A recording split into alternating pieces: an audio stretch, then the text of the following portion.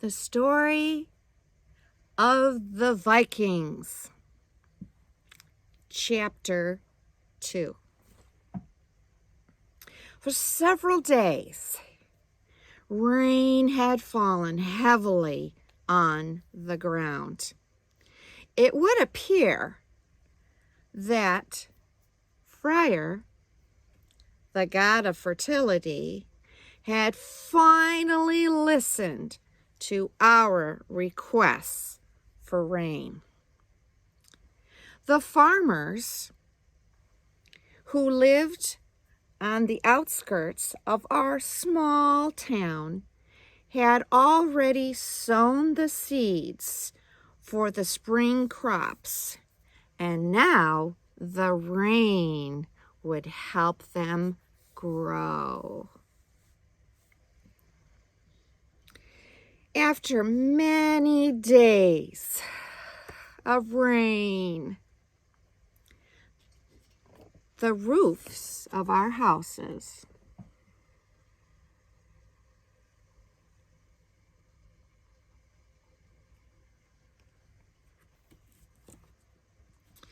that covered our homes were heavy with moisture. The raindrops made ripples in the hundreds of muddy puddles that were now unavoidable in the narrow streets. Despite the rain, the streets were still busy. People were either going or coming from the marketplace, and some skilled craftspeople sold their wares right outside their homes.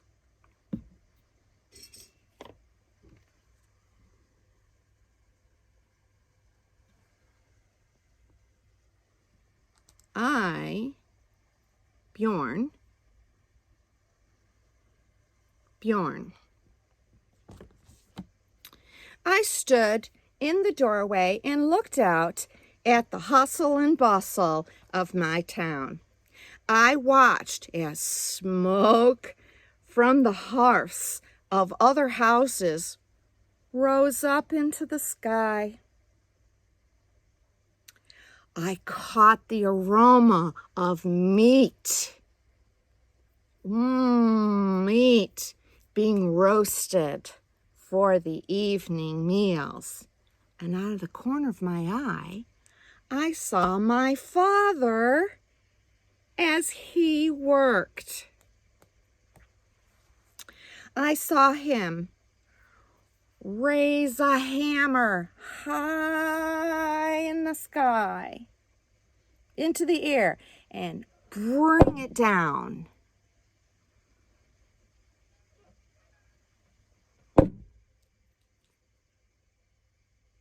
And bring it down onto a piece of burning hot iron that lay upon the anvil. For making beautiful, strong, reliable items out of metal, such as swords, jewelry, and keys.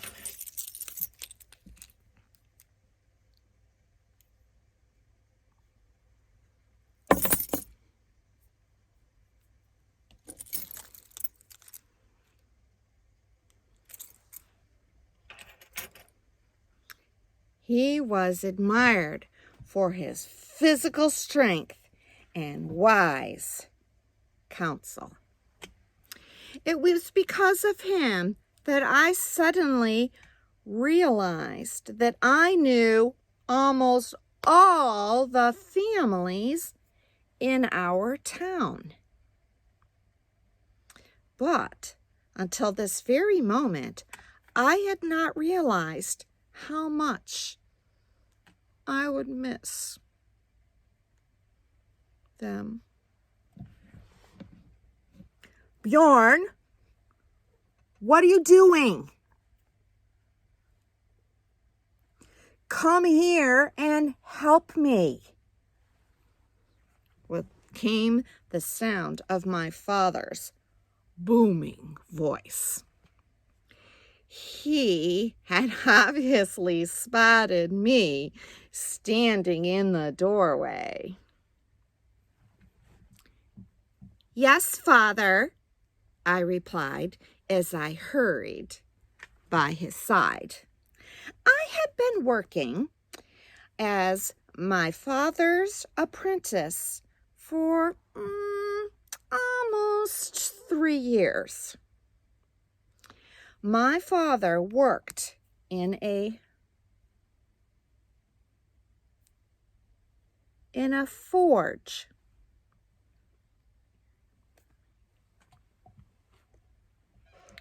The forge was made of wood and thatch, and it was similar to our own home.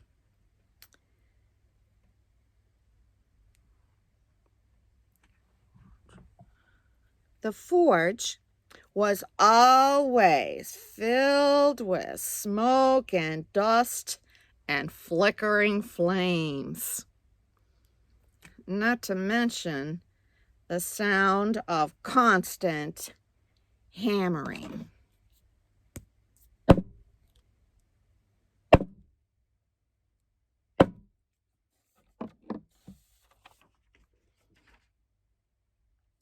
As soon as I stepped into the forge, Father handed me the bellows.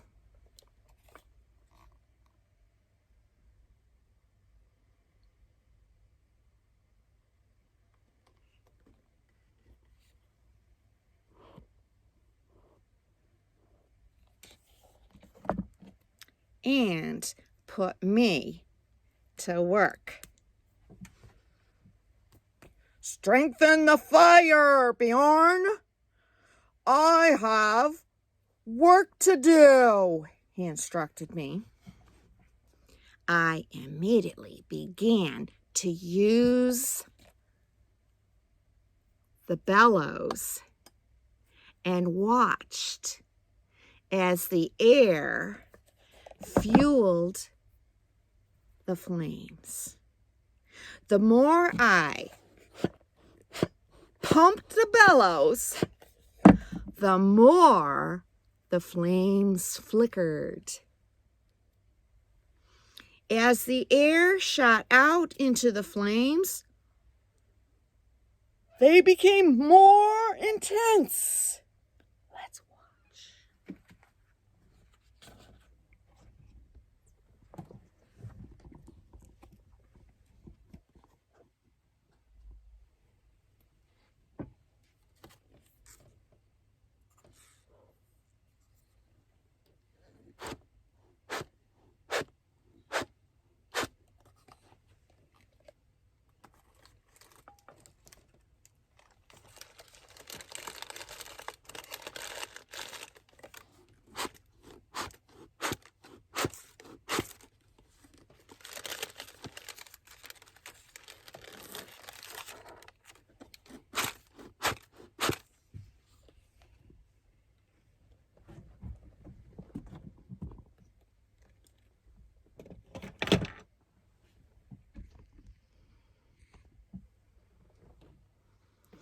My father was making a number of axe heads,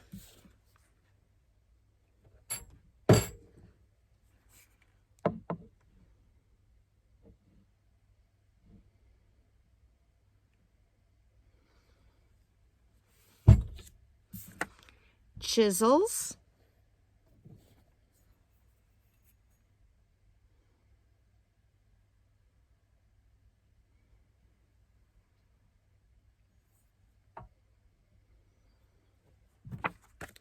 and nails.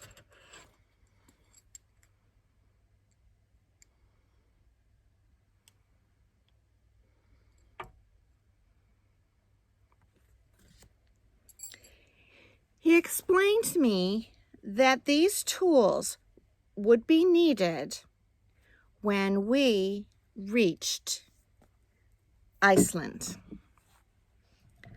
Father, why do so many of our people leave home and travel to faraway places? I asked as I watched him heat pieces of metal in the flames.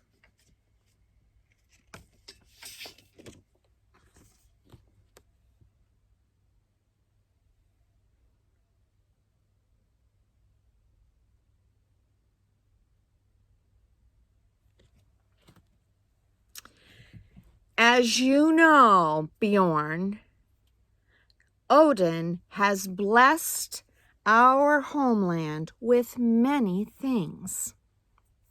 We have an ocean that helps to feed us, and we have rivers and fjords, and even rugged highlands that are very beautiful. Odin has shown us how to build the best ships in the world. And how to sail them. Even in the darkest nights, we can look up at the stars. And find our way across the most dangerous oceans.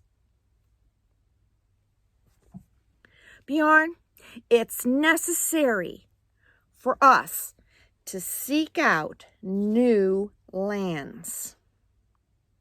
We are a mighty people.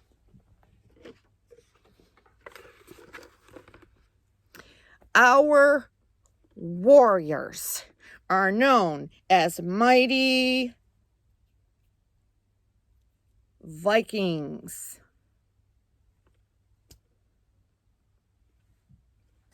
When our warriors sail across the North Sea to conquer new lands, people tremble at the very sight of our longships, he explained.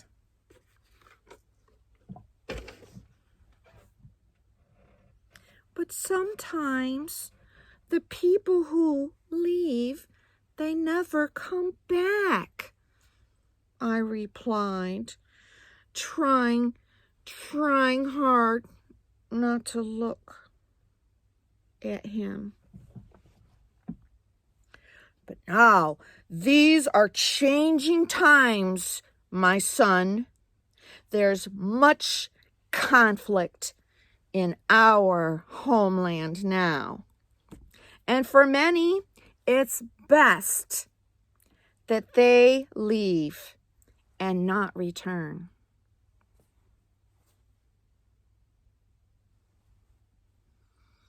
Bjorn, you are almost 13 years of age. You are almost a man now. Soon, you will take a wife. And if Tyr desires it, you will be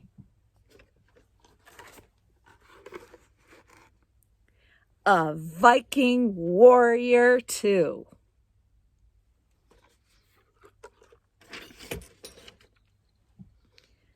The assembly members have decided that you and many other young men will establish homes in a new land. That is our way, my son, he said firmly. I did not reply. Instead, I continued. to fuel the fire and watch as my father heated and twisted and shaped pieces of iron into an array of objects. He would frequently explain to me what he was doing. Like many other Norse, my father was an expert blacksmith. My father was such a skillful blacksmith that he once been accused of employing the dwarfs, and they live in the deep underground reaches of the earth to make the fine weapons and tools that he produced. And laughed aloud at the accusation and exclaimed that if anyone could find a dwarf in his forge, then they could pay them instead. Several times he let me work with pieces of metal. These were the best times, the times when my father, he taught me the skills that his father had taught him. I just wish there was a way that I could stay in my homeland with my people. Outside the forge, daylight was disappearing and twilight was creeping in. Eventually, as the light faded, my father looked up from his work and put his tools away.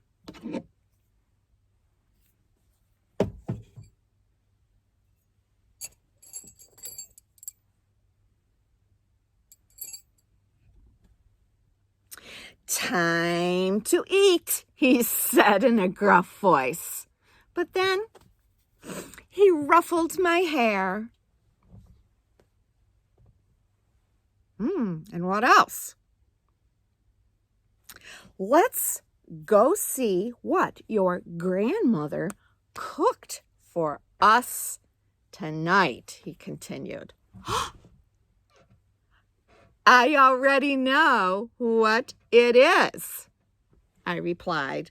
I helped catch it.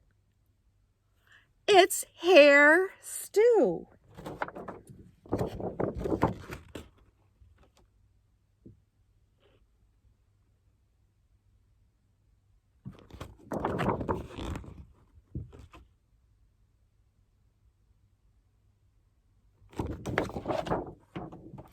Then, with his arms around my shoulder,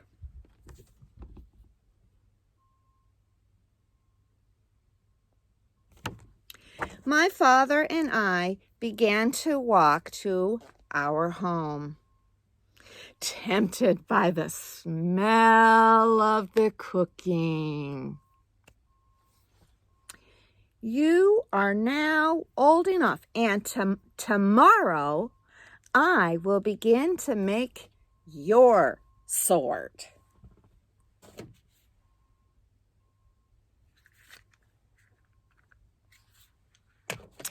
My father said, "You are honored, Bjorn. Very few Carls own a sword. It is a gift from Lord Toki to you. You must name wisely. I know that, Father, but you saved Lord Toki's life, and that's why I'm being given this honor. The sword really belongs to you, I said, all the while staring at my feet. I have a sword. I already have a sword. It is a sword my father gave to me, he said proudly. And you will give this sword to your firstborn son and tell him the story, where it came from, and why you have it. That's how we record our history.